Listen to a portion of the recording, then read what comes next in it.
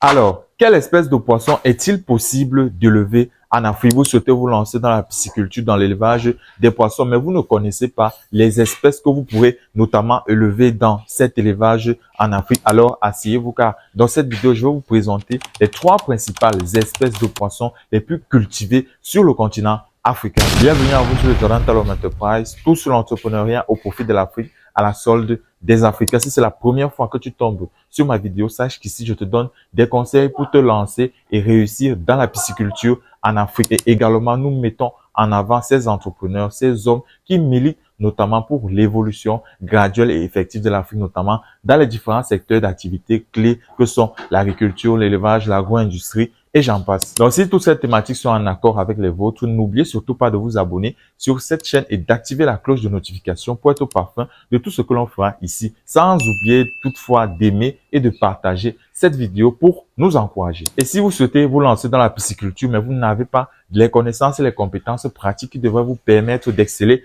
dans cette activité, pas de souci, réservez juste votre place pour participer à notre ultime séance de formation en entrepreneuriat piscicole dans laquelle on vous transmettra toutes ces connaissances et ces compétences pratiques qui vous permettront de devenir un réel entrepreneur dans le secteur piscicole. En Afrique, la formation notamment aura lieu en ligne sur 1 mois. Donc, c'est 1 mois de formation consacrée qui débutera dès le 27 juillet. Le lien est dans la barre de description. Cliquez là-dessus pour entrer en contact avec nous et on vous donnera les modalités d'inscription. Donc, comme dit en amont, dans cette vidéo, je vais vous présenter les 3 principales espèces de poissons les plus cultivés en Afrique. Pourquoi est-ce que j'insiste sur le mot principal? Parce qu'il y en a plusieurs, il y a plusieurs espèces, il n'y en a pas seulement 3. Il y a plusieurs espèces qui sont cultivées sur le continent. Maintenant, ce sont les 3 principales espèces les plus produites, les plus consommées et les plus commercialisées sur le marché africain parce qu'il faut produire ce qui est demandé, ce que la population demande. N'allez pas prendre des espèces de poissons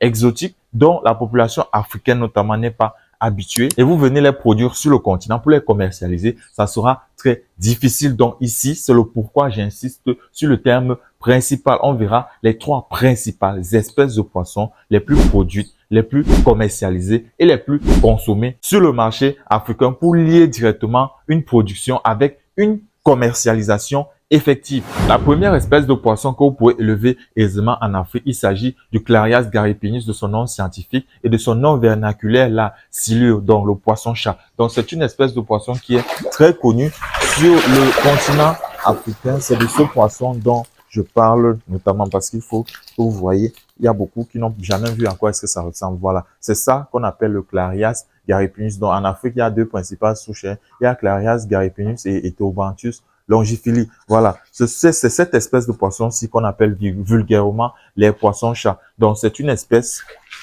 que vous pourrez produire sur le continent africain. Dans la durée du cycle, ici, ce n'est pas très long. Eux, leur cycle tourne entre 3 à 4 mois, mais en utilisant une très bonne formule alimentaire, donc en ayant un aliment qualitatif et également en ayant une bonne souche d'alevin, vous pourrez produire des poissons-chats de 500 grammes en 2,5 mois. Donc, en 2 mois et demi, vous pouvez déjà avoir des poissons-chats de 500 grammes. Quand on dit obtenir des poissons-chats de 500 grammes en 2 mois et demi, ça ne veut pas dire que c'est toute la production qui aura 500 grammes à cette date-là. Il faut faire très attention. Ça peut être 10-15% de votre production qui aura ce poids-là. Donc, on dit pas moins 500 grammes, ça veut dire qu'il y en a de plus de 500 grammes et autres. Il faut très bien comprendre les termes. Ne confondez pas. Donc, ce poisson-ci, ils sont extrêmement résistants. Ce sont des poissons qui sont réellement durs à cuire. Ils supportent de très, très fortes densités. Dans un bac d'1 mètre cube, on peut en mettre jusqu'à 350. Ils ont un régime alimentaire très avantageux parce que ils sont omnivores à tendance microphage. Donc, ils se nourrissent pratiquement de tout et également des micro-organismes. C'est-à-dire que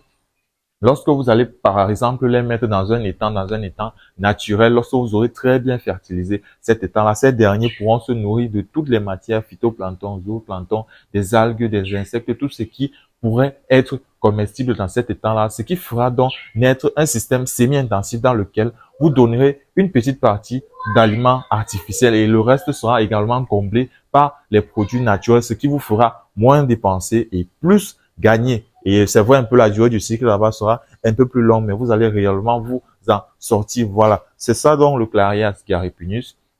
C'est une espèce, comme je vous ai dit, très résistante réellement. Pour qu'il meure, c'est compliqué, réellement compliqué. Il faut réellement que vous soyez réellement dans les règles d'hygiène et de biosécurité, que vous ne respectiez pas réellement cela pour que cela entraîne leur mort. Mais ça arrive réellement, ce sont des espèces vivantes comme toutes. Donc, le Clarias gariepinus bénéficie notamment des organes accessoires qui lui permettent notamment de directement capter l'oxygène de l'air. Donc, ce poisson-ci, il peut résister à un milieu extrêmement pauvre en oxygène. Je pense que pour ceux qui ont déjà eu à démarrer leur élevage de poissons-chat, vous voyez souvent, ils restent de manière verticale à la surface de l'eau. Ils prennent un peu, ils font une bulle d'air et puis ils redescendent. Je pense que vous ayez déjà vu ça. Donc, c'est comme ça que ces derniers fonctionnent. Même dans un milieu dont la concentration en oxygène dissous est inférieure à 4 mg par litre, même 3 mg par litre, ces derniers peuvent s'acclimater et survivre, mais il faudrait tout faire quand même pour remédier à cette situation dont la silure est une espèce très résistante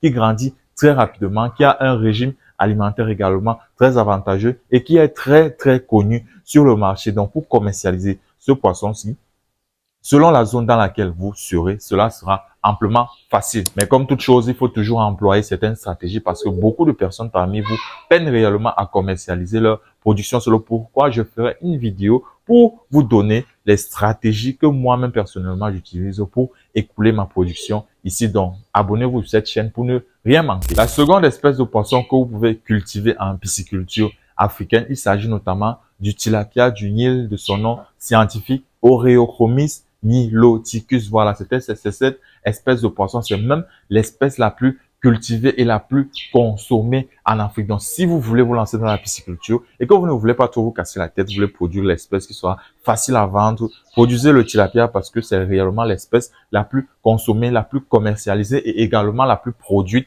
sur le continent et pratiquement, je pense, dans le monde. Voilà. Donc, il existe deux variétés de tilapia. Il y a le tilapia gris, il y a le tilapia rouge. Ce sont les deux principales souches que vous allez trouver notamment chez les commerçants dans le vin. Donc, il faut faire très attention. La production du poisson tilapia en hors sol est un peu compliquée parce que dans ce milieu-ci, notamment, on aurait besoin d'un aérateur. Donc, qui est cette machine-là qui va insuffler de l'air dans l'eau parce que ces derniers ont un besoin constant en oxygène et la nature ne les a pas dotés des organes accessoires aux poumons, aux branchies comme les silures qui exercent un peu pratiquement les mêmes fonctions comme les poumons. C'est pourquoi ces derniers, notamment hors sol, on les met à une densité de 100 par mètre cube au plus 150 et on y met un aérateur pour notamment réguler la concentration en oxygène dissous dans l'eau. Il faut faire très attention si vous allez produire les tilapias en hors sol. J'avais eu à faire une vidéo, une expérience ici même d'ailleurs, dans laquelle je vous montre comment est-ce qu'il est possible de produire les tilapias en hors sol sans aérateur, mais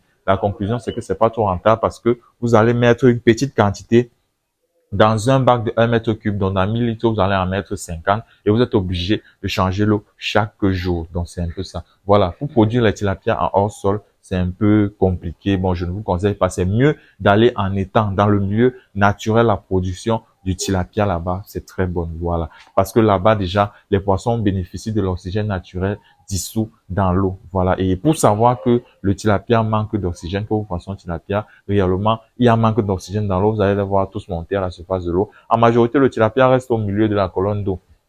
Donc, vous allez toujours les voir nager en bande et tout là. Donc, lorsque vous les voyez rassembler à un coin de l'étang, au-dessus de l'eau, en train de sortir la bouche comme ça, pap, pap, pap, pap. Après, les mortalités vont suivre, ça sera notamment les plus grands qui vont mourir et les plus petits suivront, notamment parce que les plus grands ont plus de besoin en oxygène que les plus petits. C'est assez simple. Donc, la position du tilapia en étang, c'est plus mieux. Et également, là-bas, il bénéficie des matières naturelles. Donc, vous pouvez mettre sur pied un système semi-intensif. Donc, phytoplancton, zooplancton, tout ça. Vous fertilisez bien l'étang, les algues prolifèrent bien, les poissons s'alimentent de cela et également, vous venez encore avec les aliments d'origine artificielle, vous les nourrissez avec. Donc, le cycle de production du tilapia tourne entre 5 et 6 mois. Donc, mais à partir de 4 mois et demi, avec une très bonne souche et un très bon aliment, vous pouvez obtenir une petite portion déjà commercialisable. Comme je vous ai dit tout à l'heure, ça peut être 10 à 15% de votre production qui sera déjà prête. Dans les tilapias, eux, ils ont un régime alimentaire végétal. Voilà, végétal toujours à tendance microphage. Donc, ils se nourrissent des végétaux et également des micro-organismes. Mais comme tout poisson, ils peuvent également consommer les asticots comme les vers de terre. Donc, pour résumer, si vous voulez produire les tilapias, priorisez plus la production en étang parce qu'en hors sol, vous aurez besoin des aérateurs et tout. Donc, si on coupe l'électricité là-bas, vous êtes fichu. Quelques heures après, les poissons vont décéder. Donc, faut produire les tilapias en étant, vous creusez vos étangs, vous les produisez là-bas. Là-bas, ils bénéficieront des matières naturelles et également avec l'aliment que vous allez donner. Ça va vous faire moins dépenser et plus gagner. Là-bas, il y a de l'oxygène naturel dissous dans l'eau, dans les étangs naturels. J'ai pas dit dans les géomembranes parce que si vous faites les géomembranes impérativement, il faudrait déjà faire une canalisation d'eau pour changer l'eau et également, il faudrait y mettre des bulleurs pour aérer l'eau. Voilà, c'est un peu ça. C'était donc ça la production du tilapia. Autre chose à faire également très attention dans la production des tilapias, c'est le fait de toujours acheter les tilapias monosexes lorsque vous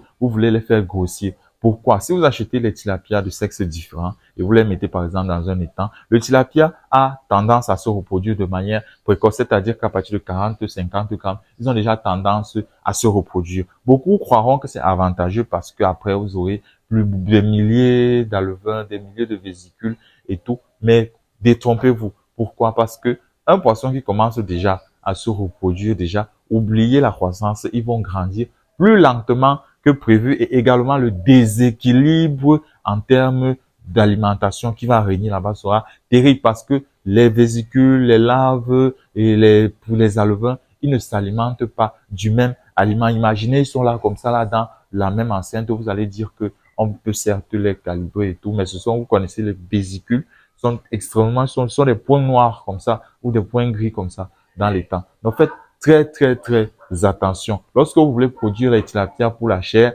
achetez les tilapias monosexes. Les commerçants d'alevins les auront déjà sexés d'ailleurs. Et enfin, la troisième espèce de poisson que vous pouvez produire en pisciculture africaine, qui est également l'une des plus consommées, les plus commercialisées sur le continent. Il s'agit de la carpe commune de son nom scientifique, Carpus silvio. Donc, comme le tilapia, c'est une espèce également envahissante. Donc, si vous faites l'erreur de mettre deux sexes différents dans un même étang là-bas, ils vont commencer à se reproduire de manière exaspérée. Donc, faites très attention. La culture de la carpe, c'est pratiquement comme celle du tilapia. En hors sol, vous aurez besoin des aérateurs. Lorsque on les met ensemble, deux sexes différents, ils se reproduisent de manière exaspérée. Également, ils ont un régime alimentaire végétarien à tendance microphage, mais leur cycle de production lui tourne autour de 8 mois. Donc, pour obtenir des carpes commercialisables de 400-500 grammes en montant, il vous faudrait faire au moins un cycle de 8 mois. Mais c'est un poisson dont la chair est très appréciée sur le continent africain. Voilà, c'était donc les 3 espèces de poissons les plus produites, les plus commercialisées